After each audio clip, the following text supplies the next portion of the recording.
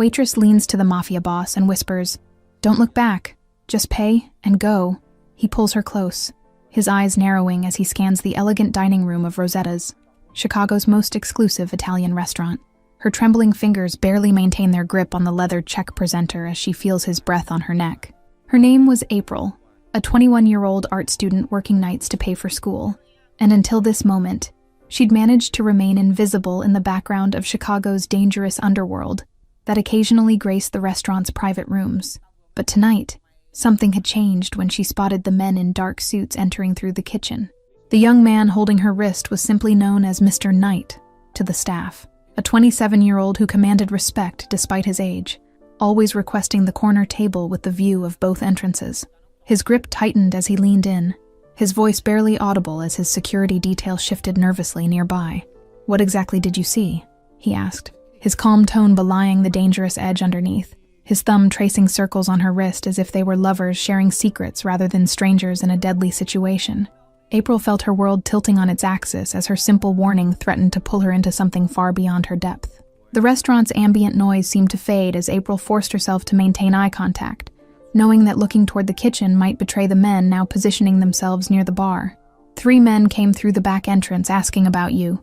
They don't work here, and they're carrying weapons under their jackets. Mr. Knight released her wrist slowly, placing several $100 bills in the check presenter, before standing with deliberate casualness, his movements calculated as he adjusted his tailored suit. His security team tensed, hands moving subtly toward concealed weapons as they awaited his command. "You've just made yourself a problem, April," he said, glancing at her name tag with a half-smile that didn't reach his eyes, then sliding his hand to the small of her back. "And now you're coming with me because you've also made yourself my responsibility." Before April could protest, an explosion of shattering glass erupted from the bar area, sending patrons screaming and diving for cover as the first shots rang out across the dining room. In one fluid motion, Knight pulled her down beneath the heavy oak table as bullets splintered the wood above them. "Stay close," he commanded, his body shielding hers as his security team returned fire, creating a chaotic symphony of gunshots and screams that would forever mark the end of April's ordinary life. The pristine white tablecloth above them began to bloom with red as someone's wine glass toppled in the chaos. Knight's mouth was at her ear again, his voice steady despite the mayhem erupting around them. "When I move, you move. Understand?" he asked, his arm tight around her waist as he calculated their path to the kitchen's service exit. April nodded mutely, adrenaline flooding her system as she realized her simple act of warning this dangerous man had irrevocably altered her future in ways she couldn't yet comprehend.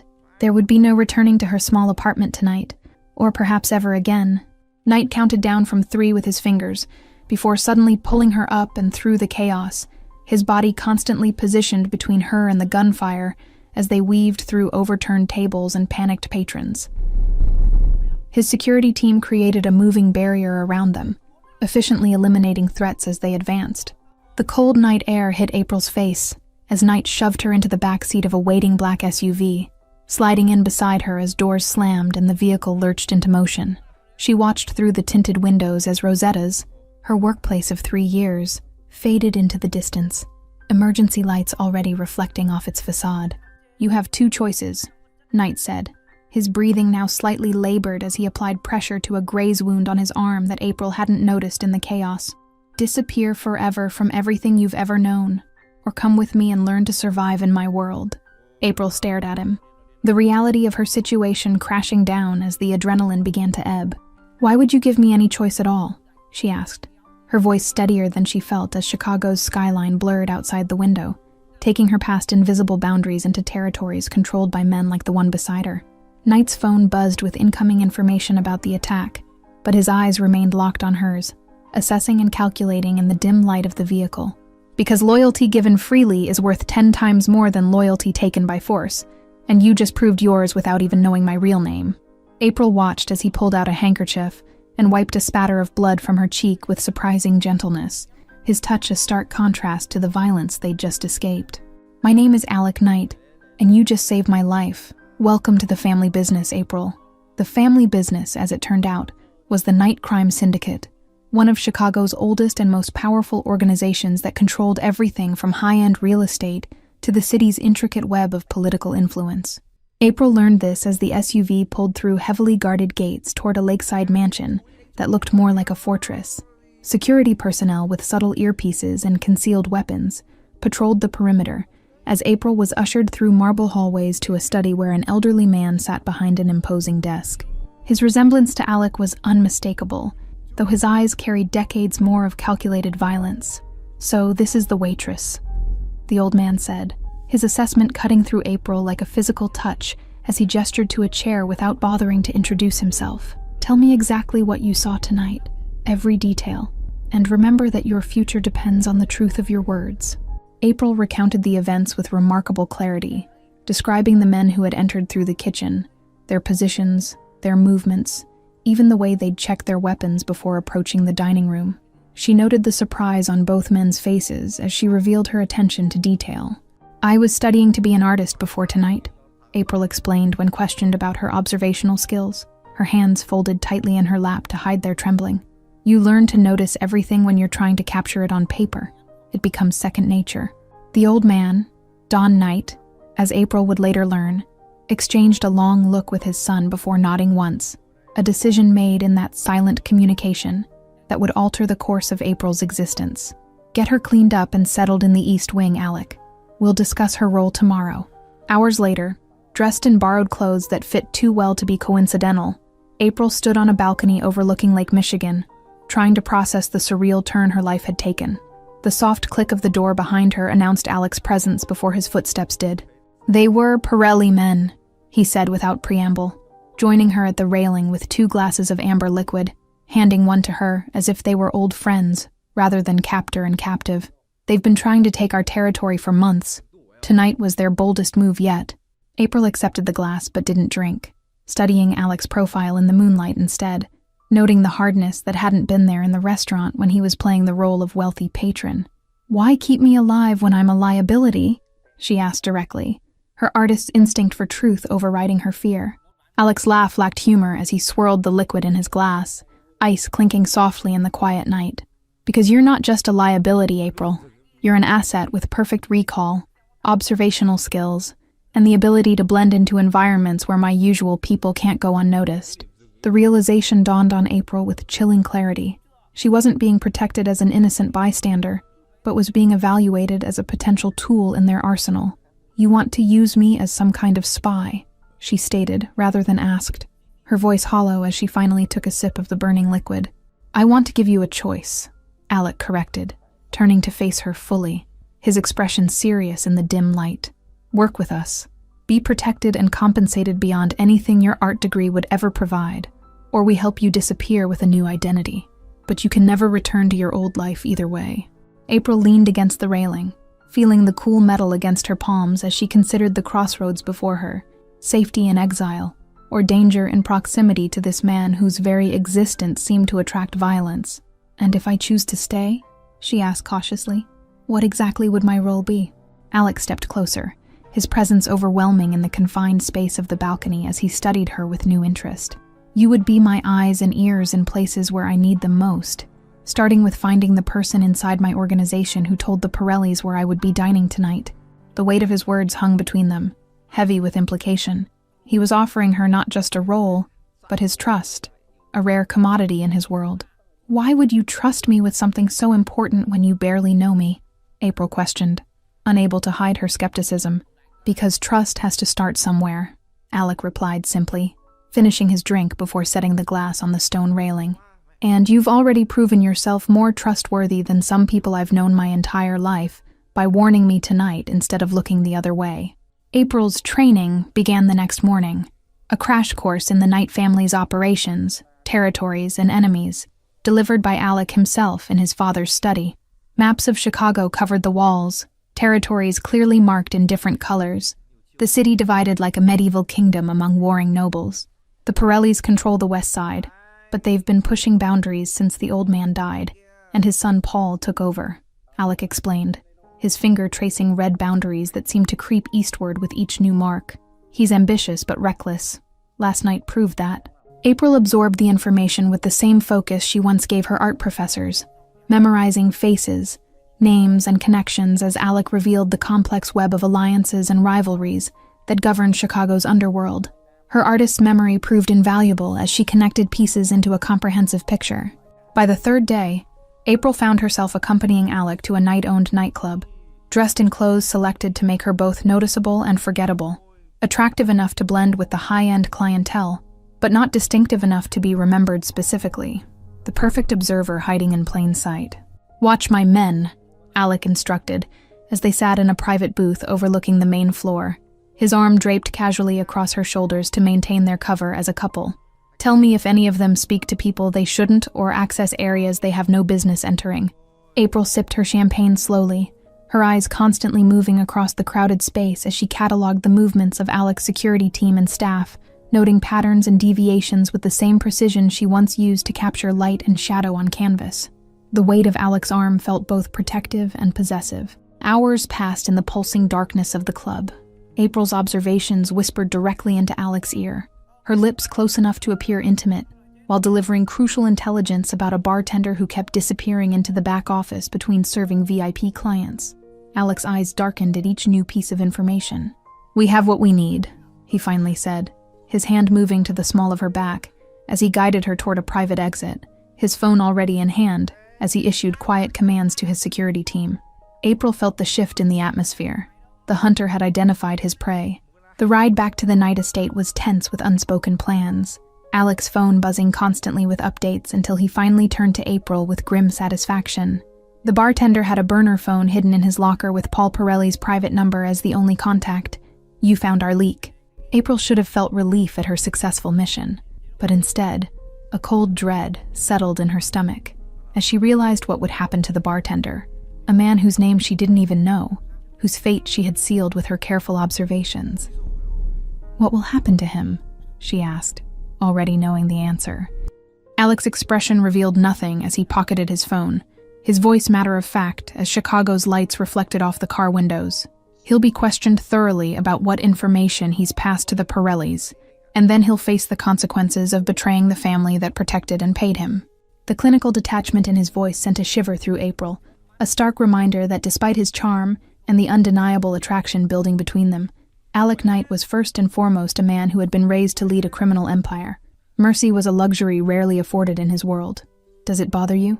Alec asked suddenly, studying her reaction with careful intensity, his hand reaching across the seat to take hers in a gesture that felt both comforting and calculating. "The reality of what we do to survive in this business. Does it make you regret your choice to stay?" April looked down at their intertwined fingers, considering her answer carefully as the car turned through the gates of the night estate, bringing her deeper into a world she was only beginning to understand. "What bothers me is how quickly I'm adapting to it all," she admitted quietly, meeting his gaze with newfound resolve. Alec's smile was small but genuine, the first real one April had seen from him, as he lifted her hand to his lips in a gesture that seemed both victoriously satisfied and genuinely tender. "That's how I knew you belonged here, April. You're a survivor, just like me." 3 weeks into her new life, April found herself alone in the night estate's east wing, sketching the Chicago skyline from memory, while contemplating how swiftly her moral boundaries had shifted. The artist who once worried about affording paint supplies now worried about the lives her observations might end. A soft knock at her door revealed Alec, his usual security detail conspicuously absent, as he entered her space with an ease that suggested he considered the entire property, including her rooms, his domain. "We have a problem that requires your particular talents," he announced, dropping a thick file on her sketching table. Inside were surveillance photos of Rosetta's restaurant, now reopened after the shooting, but with subtle security enhancements that April immediately identified with her trained eye. The familiar setting sent an unexpected wave of homesickness through her for the simple life she'd left behind. "Paul Pirelli is requesting a meeting on neutral ground. Rosetta's," Alec explained, his fingers brushing against hers as he pointed to specific images in the file. "He claims he wants to negotiate territory boundaries, but my instincts tell me it's a trap designed to finish what they started that night." April studied the photos with professional detachment, noting the new staff members whose postures suggested military or security training despite their waiter uniforms. "They've positioned people throughout the restaurant. These 3 are definitely armed," she observed, circling faces with her pencil. Alec watched her work with undisguised admiration, leaning against her desk close enough that she could smell his cologne, an expensive blend that she'd come to associate with both danger and protection. "This is why I need you there when I meet him tomorrow night," he said, his voice dropping to a more intimate register. April's head snapped up, genuine alarm crossing her features before she could mask it. "You can't be serious. They nearly killed you last time, and now you want to walk voluntarily into what's obviously a setup?" The concern in her voice surprised them both with its intensity. Alec's smile held no humor as he straightened, hands sliding into his pockets in a deceptively casual stance. "That's exactly why I'm going, to show them that no one dictates terms to a knight," he stated with the absolute certainty of someone raised to believe in his own invincibility. "And my role in this suicide mission?" April asked, setting down her pencil with deliberate control to hide the trembling in her fingers. The thought of returning to Rosetta's filled her with conflicting emotions. Nostalgia tangled with terror, the familiar setting now irrevocably altered by violence.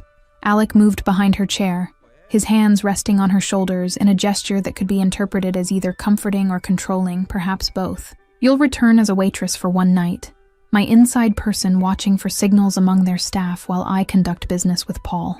The weight of his hands felt heavier than their physical presence, as April absorbed the implication. Her knowledge of Rosetta's layout and staff made her uniquely qualified for this role, but it also made her infinitely more vulnerable if recognized. "What if someone remembers me from that night?" she questioned, voicing only one of her many concerns. Alec's thumbs traced small circles at the base of her neck, the gentle motion at odds with the dangerous request he'd just made.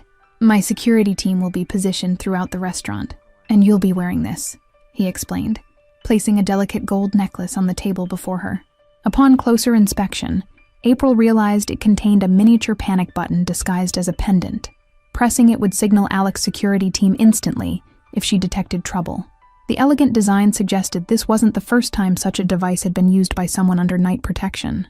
"I need someone I can trust absolutely," Alec said quietly, his hands still resting on her shoulders as he leaned down, his breath warm against her ear. "Someone whose loyalty is to me personally, not just to the Knight family business or payroll. And that person is you, April."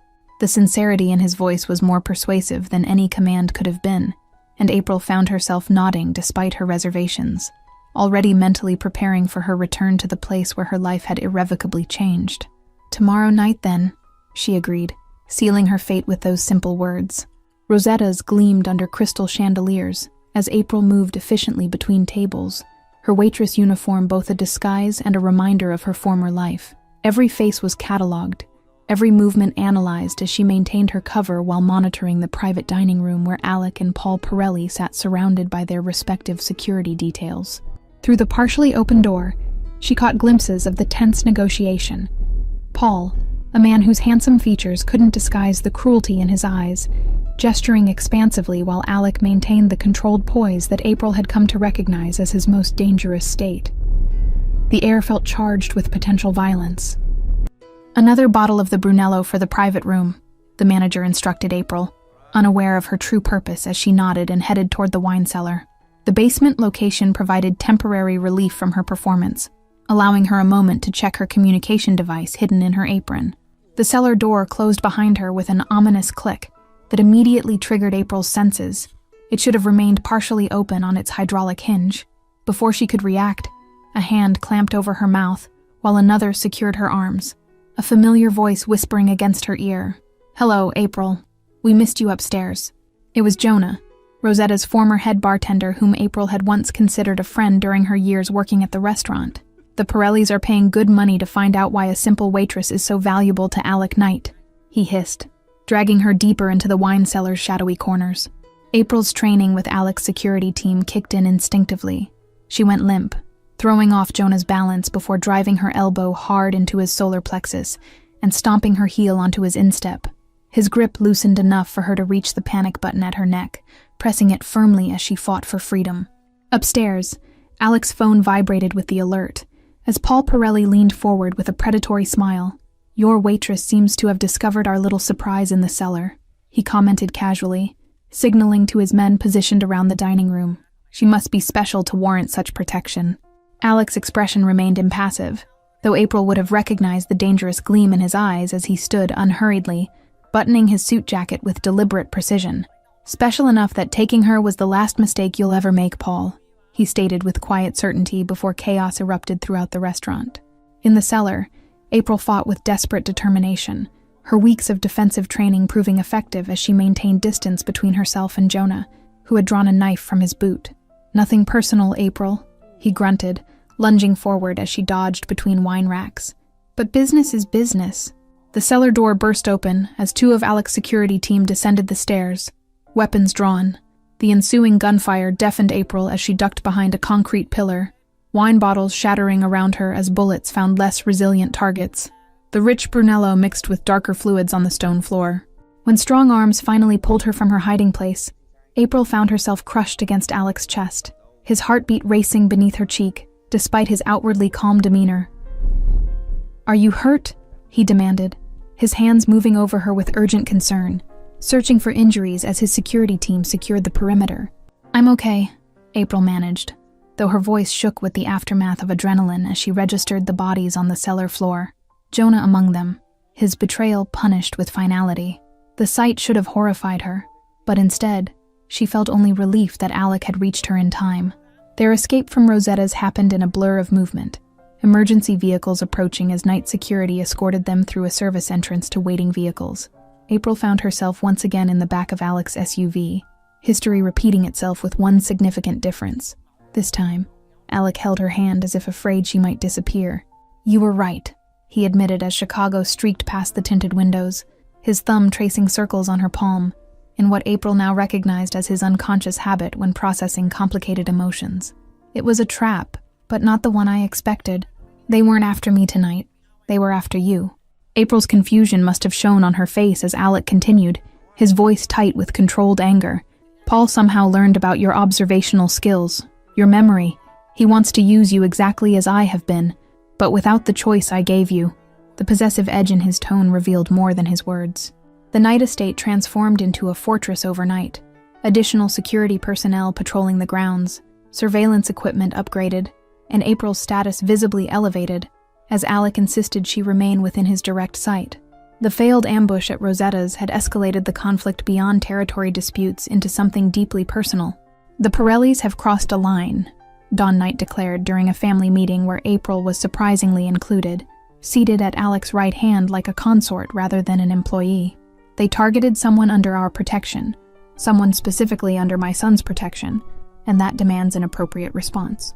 Around the table, Knight family captains nodded in solemn agreement, their eyes occasionally flickering to April with newfound respect, mixed with curiosity about her exact relationship with their future leader.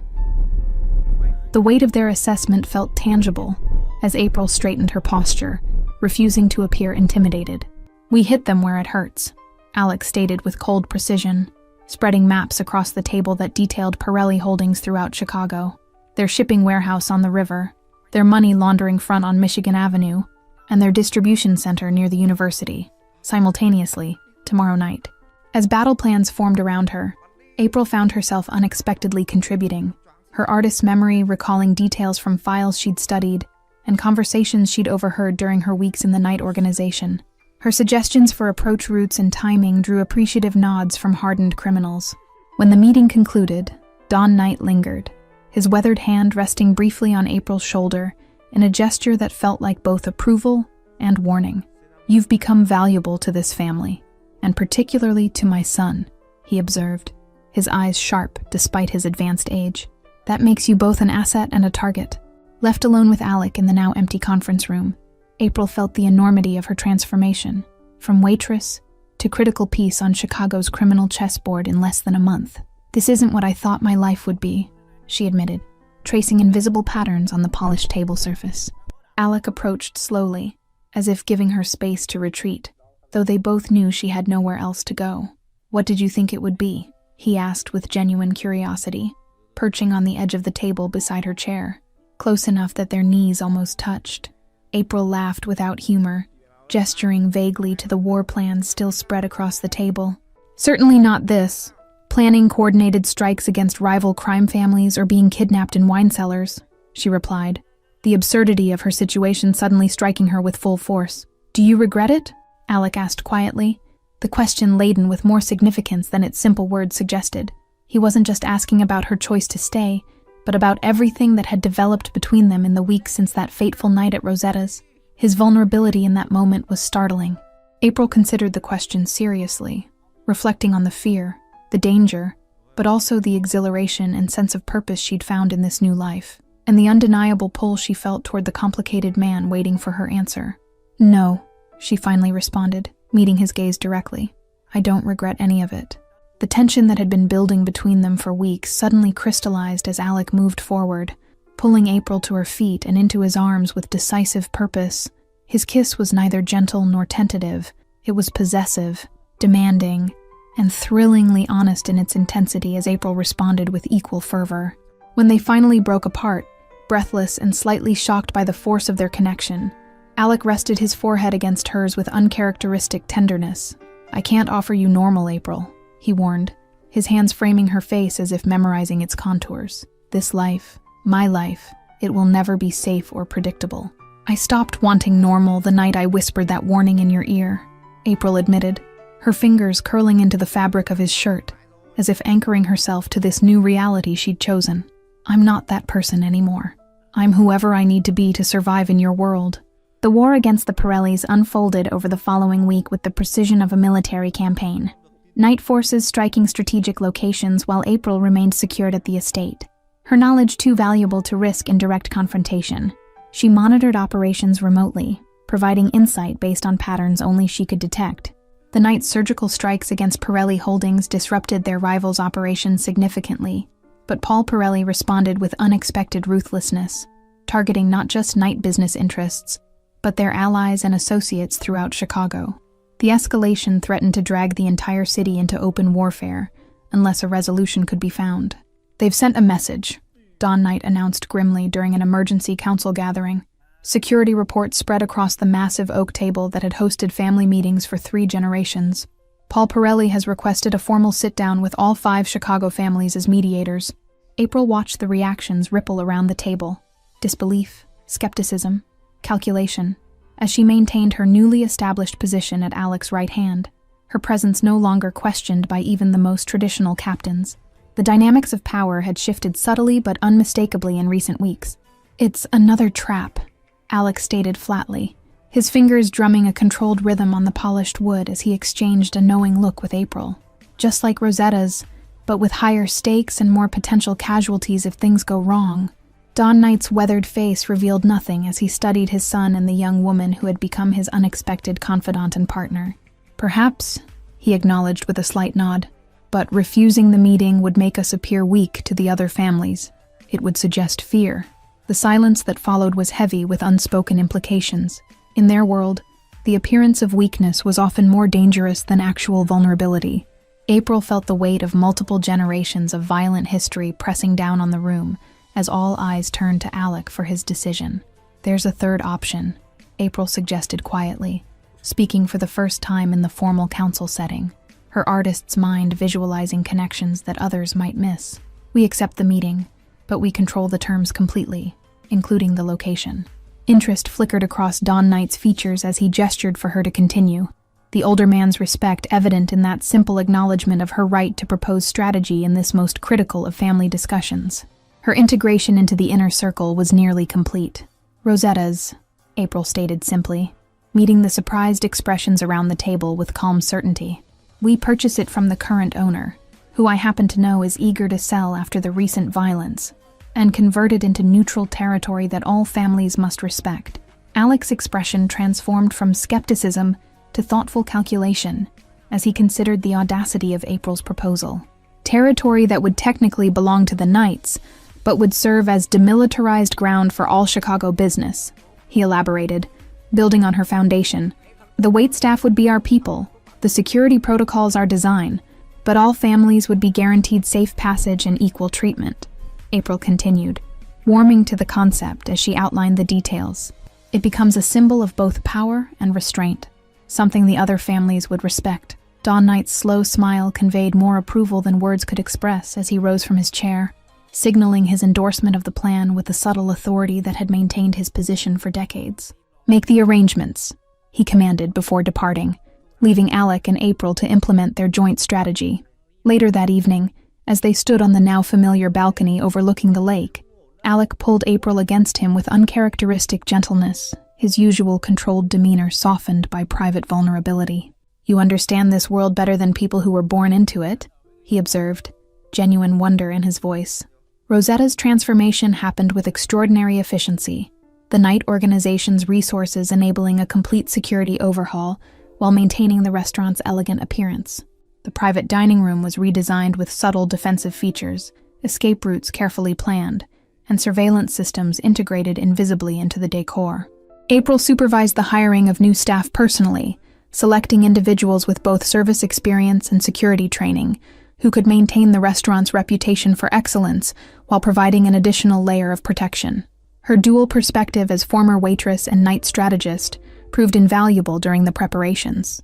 3 weeks after April's proposal, Rosetta's reopened with a private event exclusively for Chicago's 5 major crime families: the Knights, Pirellis, Romanos, Donovans, and Zanettis.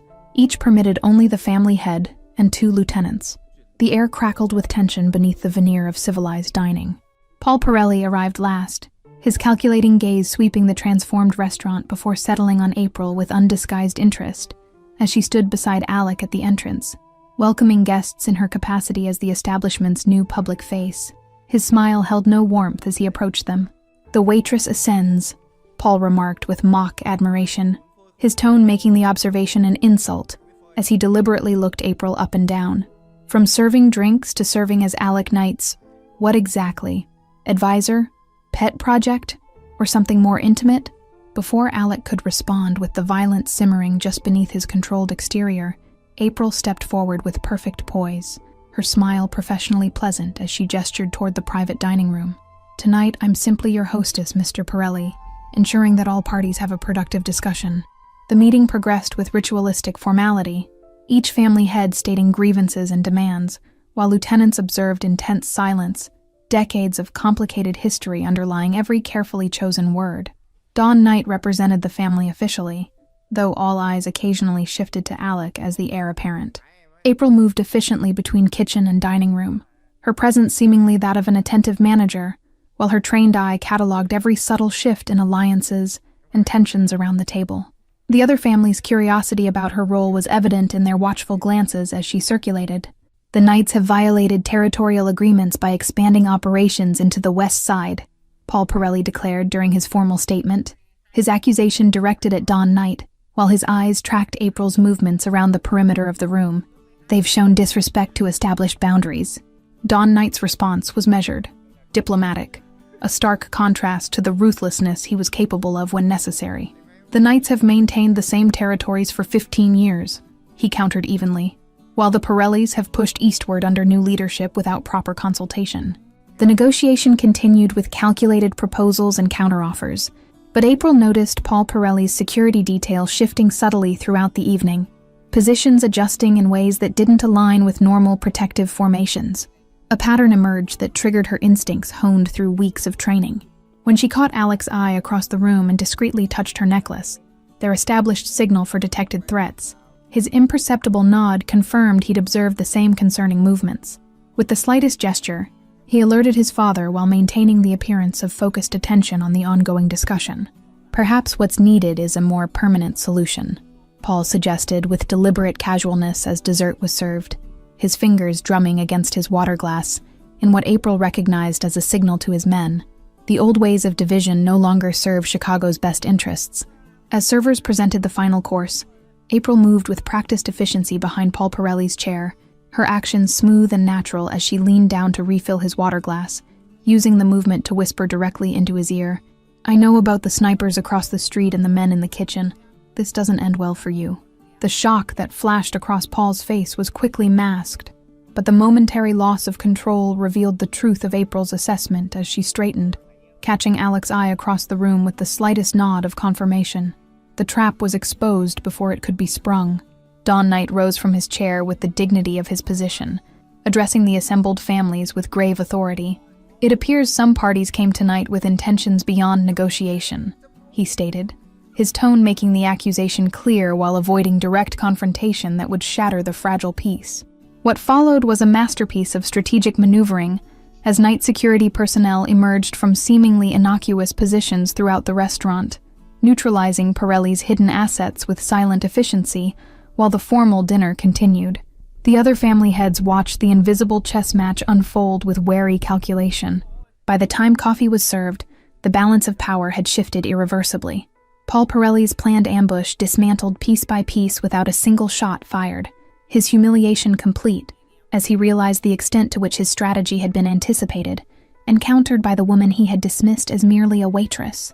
3 months after the fateful dinner at Rosetta's, Chicago's underworld landscape had transformed dramatically, Paul Pirelli's failed ambush resulting in his removal as head of the family by his own uncle, who negotiated new territorial agreements with the Knights from a position of diminished power and grudging respect. Rosetta's flourished under its new management, becoming the neutral ground April had envisioned, a place where business could be conducted peacefully, disputes resolved without bloodshed, and the delicate ecosystem of Chicago's criminal hierarchy maintained with a stability unknown in previous decades. Her vision had materialized into reality. Don Knight announced his semi-retirement at a private gathering of family captains, officially naming Alec as his successor, while creating a new advisory position that recognized April's unique contributions to the organization. The old guard's acceptance of this unprecedented structure was testament to how thoroughly she had proven her value. "You've changed everything," Alec observed one evening as they walked along the lakefront path near the Knight estate, the spring air carrying the promise of renewal after Chicago's harsh winter. "Not just for me or for the family, but for how business operates throughout the city." April considered this assessment, still sometimes surprised by how completely her life had transformed since that night when she'd whispered a desperate warning to a dangerous stranger. "I just applied different perspectives to old problems," she replied modestly, though she recognized the truth in his words. The Knight organization itself had evolved under their joint influence, violence reduced to a last resort rather than standard procedure, intelligent strategy replacing brute force, and previously untapped revenue streams developed through April's innovative approaches to legitimate business fronts. Their partnership had proven unexpectedly revolutionary. "My father wants us to make it official," Alec said suddenly, stopping to face her fully as the setting sun cast golden light across the water beyond them. "He believes our partnership should be formalized in ways that even the most traditional elements of the family would recognize and respect." April raised an eyebrow, amusement playing at the corners of her mouth, despite the seriousness of the conversation. "Is Don Knight suggesting a merger between organizations, or is this a more personal proposal?" she asked, her direct approach one of the qualities Alec had come to value most.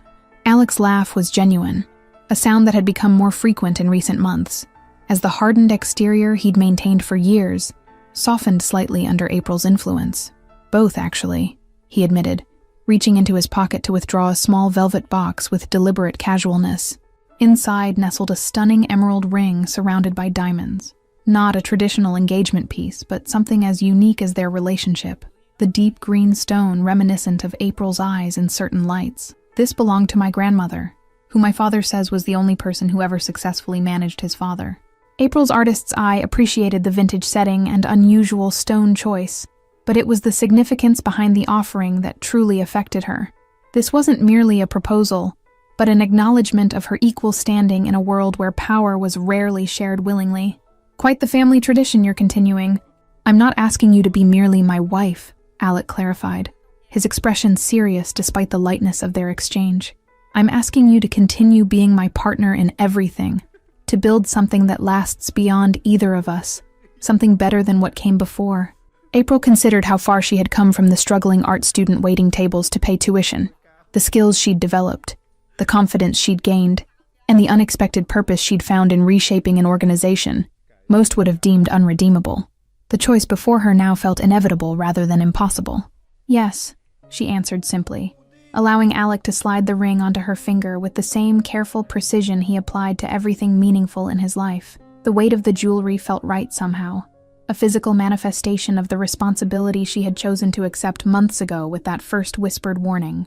The wedding that followed weeks later was attended by representatives from all 5 Chicago families, a visible demonstration of the new order April and Alec had established together. The previous generation's patterns of endless feuds and retribution giving way to calculated cooperation that benefited all parties. Rosetta's hosted the reception, the restaurant's elegant atmosphere providing the perfect backdrop for this merging of April's past life with her present reality. The staff, now loyal night employees with specialized training, served the gathered criminals and legitimate business figures with equal efficiency. As April and Alec moved among their guests, accepting congratulations from both allies and former adversaries, she caught sight of Don Knight watching them from across the room with unmistakable approval. The old man raised his glass in silent acknowledgement of what they had accomplished together, a transformation none could have predicted.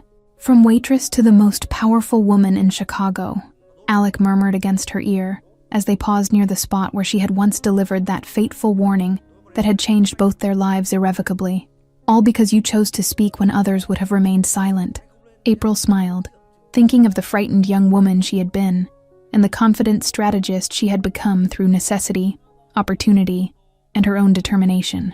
"I prefer to think of it as finding my true calling," she replied, her hand fitting perfectly within his as they faced their future together. Thank you all for following this story. If you've enjoyed it, please write in the comments where you're watching from, and don't forget to like, subscribe, and share the video, because your support is what keeps me creating content like this. Until next time.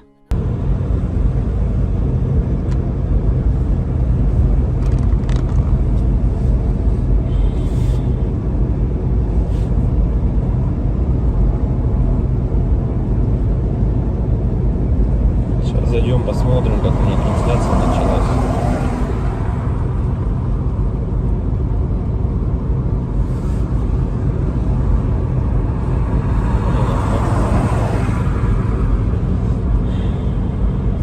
Если вот рассматривать, я говорю, задумываясь о том, что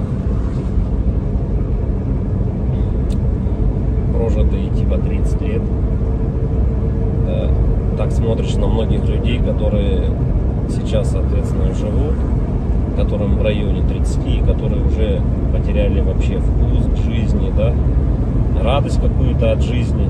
Таких, причем, кстати, становится все больше и больше.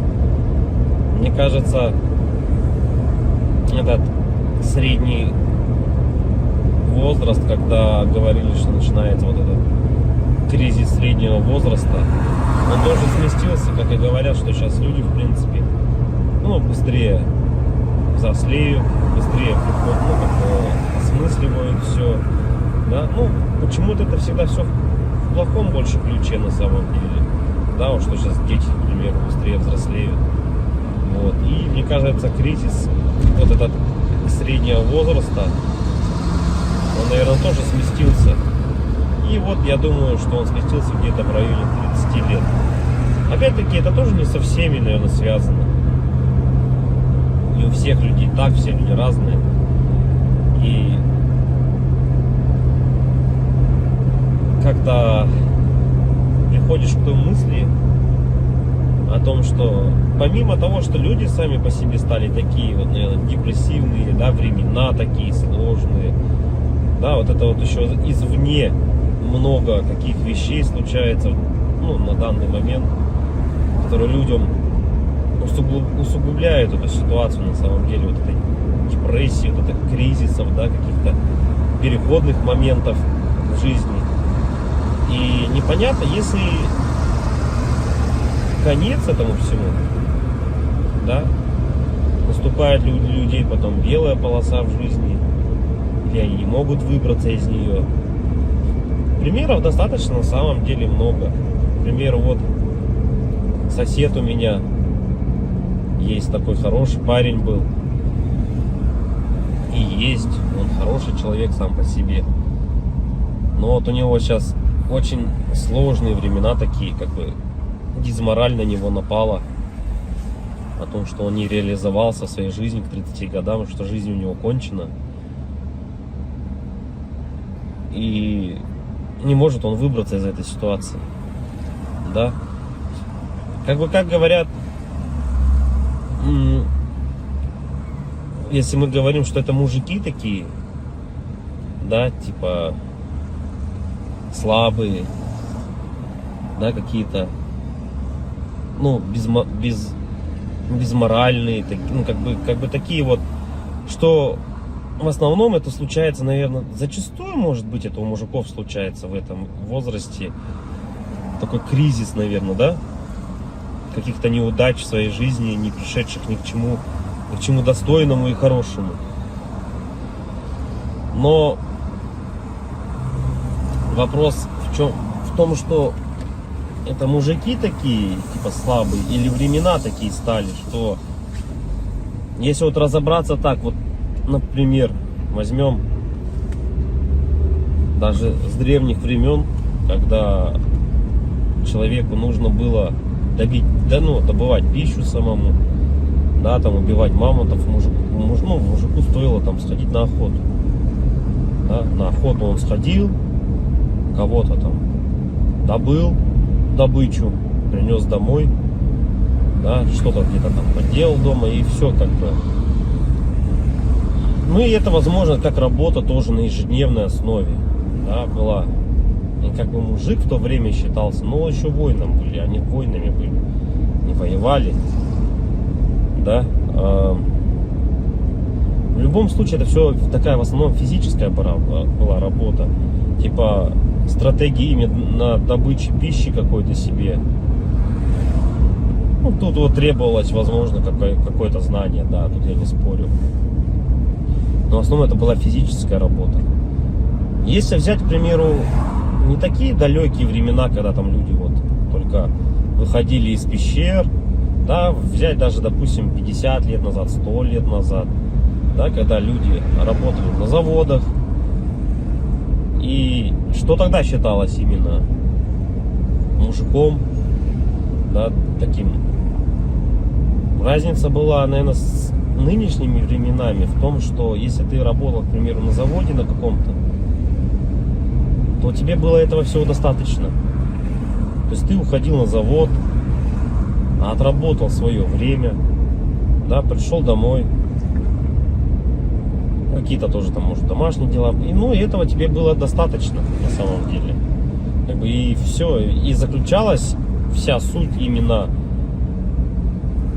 мужчин, ну вот, как бы устроиться главное на завод и работать физически, опять-таки, да, получить какое-то образование, так, ну, как бы среднеспециальное, к примеру, да, какой-нибудь токарь, идти на завод, отработать там 8-12 часов. Ну, это не легкая работа, я не спорю тоже с этим.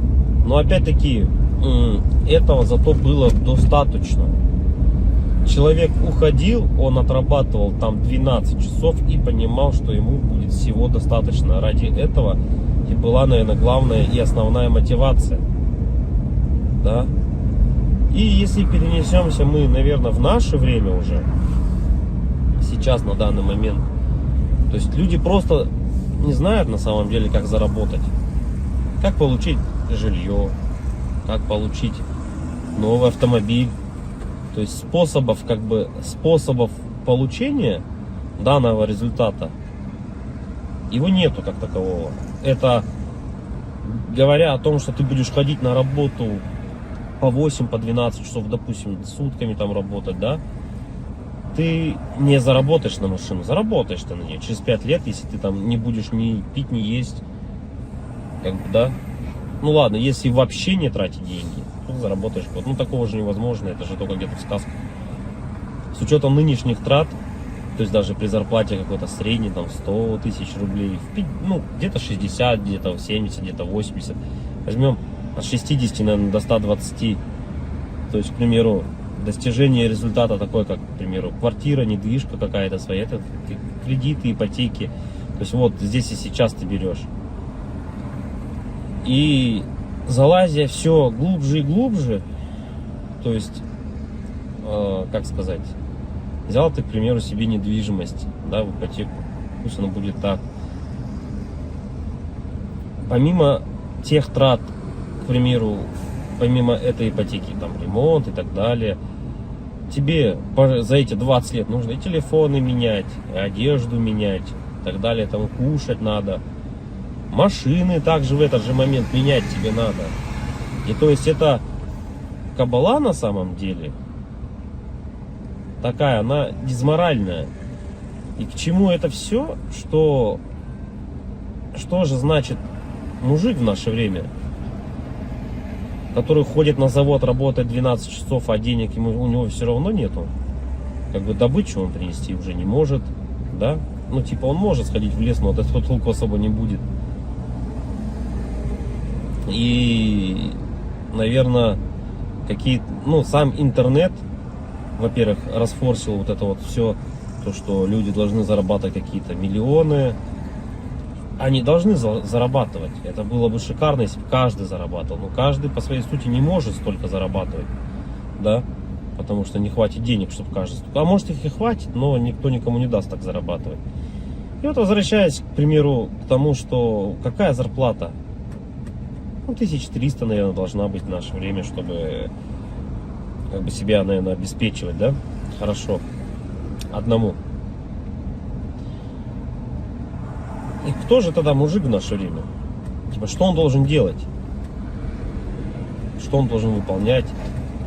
Как бы, если он ходит на работу, но смысла от этого нету.